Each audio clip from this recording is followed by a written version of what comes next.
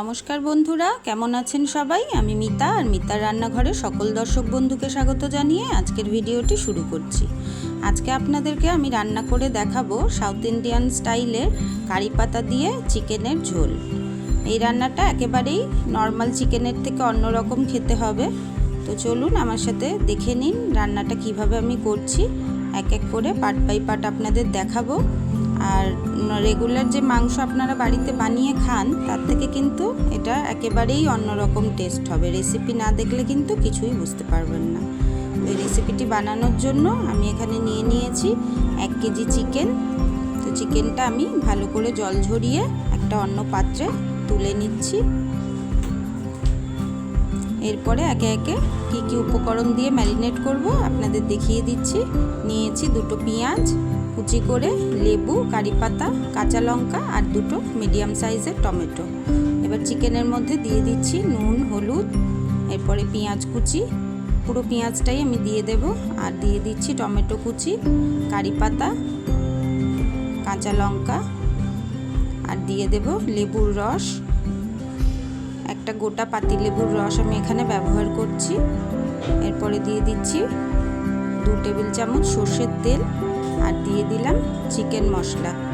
এবার মাংসটা খুব ভালো করে আমি ম্যারিনেট করে নেব। মাংসটা কিন্তু যতক্ষণ ধরে হাত দিয়ে মাখিয়ে নেবেন তত মাংসতে মশলাগুলো খুব ভালোভাবে ঢুকবে।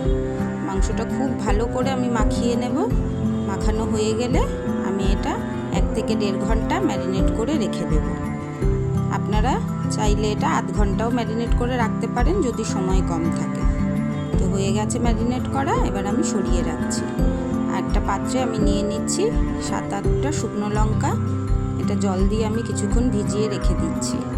আর লাগছে আমার রসুন, আদা আর একটা বড় সাইজের পেঁয়াজ। এগুলো আমি সব বেটে নেব। আর আদার সাথে শুকনো লঙ্কাটা একসাথে বাটবো। দেখুন মশলাটা বেটে নিয়ে চলে এসেছি। মশলাটা কিন্তু আমি খুব মিহি করে বাটিনি, শুধু আদা আর শুকনো লঙ্কাটাই আমি মিহি করে বেটে নিয়েছি।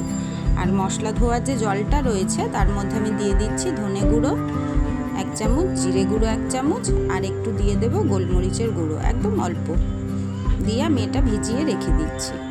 এবার আমি আলু কেটে নিয়ে চলে এসেছি আর দিয়ে দিয়েছি কড়াইতে সর্ষের তেল।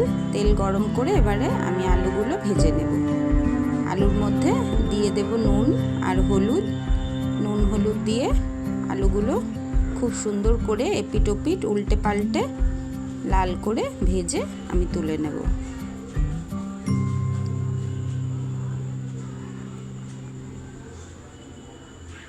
তো দেখুন আলু লাল করে ভাজা হয়ে গেছে। এবার আমি তুলে নিচ্ছি। তেলের মধ্যে আমি আর কিছু ফোড়ন দেব না। তেলের মধ্যে আমি দিয়ে দিচ্ছি রসুন বাটা। এই রান্নাটা আপনাদের বলেছিলাম শুরুতেই নর্মাল চিকেনের থেকে একটু অন্যরকম হবে, টেস্টটাও যেই কারণে একটু আলাদা। রসুন ভাজা হয়ে গেছে, দেখুন তেলের উপর রসুন ভেসে উঠেছে। এবার দিয়ে দিচ্ছি পেঁয়াজ বাটা। কোনোটাই কিন্তু আমি মিহি করে বাটিনি, এই জন্যই আপনারা শিলে মশলাটা বাটলে খুব ভালো হয়। মিক্সিতে বাটলে কিন্তু একদম মিহি হয়ে যাবে, তাহলে কিন্তু এই টেস্টটা আসবে না। এবার দিয়ে দিলাম আদা আর শুকনো লঙ্কা বাটা। এবারে সব মশলাগুলো একসাথে খুব ভালো করে আমি কষিয়ে নেব এবং তার সাথে দিয়ে দেব নুন আর হলুদ গুঁড়ো। পরিমাণ মতো নুন হলুদ গুঁড়ো দিয়ে আবারও ভালো করে মশলাটা কষিয়ে নেব। আর তার মধ্যে দিয়ে দিলাম আমি যে গুঁড়ো মশলাটা ভিজিয়ে রেখেছিলাম মশলা ধোয়া জলের মধ্যে, সেটা দিয়ে খুব ভালো করে নাড়াচাড়া করে মিশিয়ে নেব। মশলাটা খুব ভালো করে কষে তেল ছেড়ে এলে তারপরে আমি ম্যারিনেট করা মাংসটা এর মধ্যে অ্যাড করব। তো মশলা দেখুন খুব ভালো তেল ছেড়ে দিয়েছে।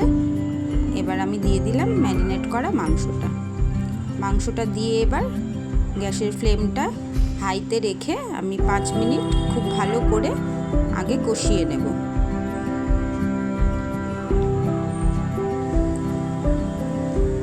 এই সময় ফ্লেমটা কিন্তু হাইতেই রাখতে হবে, কেন এখানে পেঁয়াজ টমেটো সবগুলোই কাঁচা রয়েছে। তারপরে আমি ঢাকনা চাপা দিয়ে একদম লো ফ্লেমে আস্তে ধীরে রান্নাটা করব। আমি কিন্তু 2বার 3বার করে ঢাকনা চাপা দিয়ে আর ঢাকনা খুলে খুলে এইভাবেই 5 মিনিট অন্তর অন্তর নাড়িয়ে নাড়িয়ে মাংসটার মধ্যে যে কাঁচা পেঁয়াজ টমেটো আছে সেগুলো গলে যাওয়া পর্যন্ত রান্না করে নেব। আমি এইভাবেই 2 থেকে 3বার ঢাকনা চাপা দিয়ে এবং ঢাকনা খুলে খুলে মাংসটা খুব ভালো করে কষিয়ে নেব। দেখুন মাংস থেকে কিন্তু অনেক জল বেরিয়েছে। আর দেখুন এবার কষতে কষতে ভালো করে যখন তেলটা এই পর্যায়ে ছেড়ে আসবে, দেখুন মশলা কিন্তু মিশে গেছে, টমেটো পেঁয়াজ গলে গেছে, দেখে বুঝতেই পারছেন। এই পর্যায়ে আমি মিশিয়ে দেব এর মধ্যে ভেজে রাখা আলুগুলো। আলু দিয়ে আবারও আমি নাড়াচাড়া করে মিশিয়ে নেব মাংসর সাথে। ভালো করে মিক্স করে নিয়ে আমি আবারও ঢাকনা চাপা দিয়ে লো ফ্লেমে 5 মিনিট রান্না করে নেব। 5 মিনিট পরে ঢাকনা খুলে এবার গ্যাসের ফ্লেম বাড়িয়ে দিয়ে খুব ভালো করে মশলাটা একদম কষিয়ে দেখুন শুকনো করে নিয়েছি। একদম মশলা খুব ভালো করে ভাজা হয়ে গেছে। এবারে দিয়ে দিচ্ছি 1 বাটি গরম জল।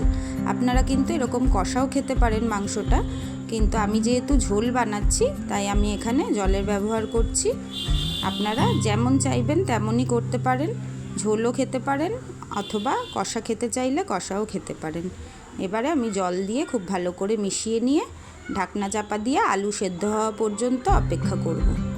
আর দেখুন এখানে লেগ পিস থেকে কিন্তু মাংস এত ভালো সিদ্ধ হয়েছে, পুরো ছেড়ে আসছে এখনই। কিন্তু আলুটা তো সেদ্ধ হওয়া একটু বাকি আছে, আমি ঢাকনা চাপা দিয়ে আলুটা ভালো করে সেদ্ধ করে নেব।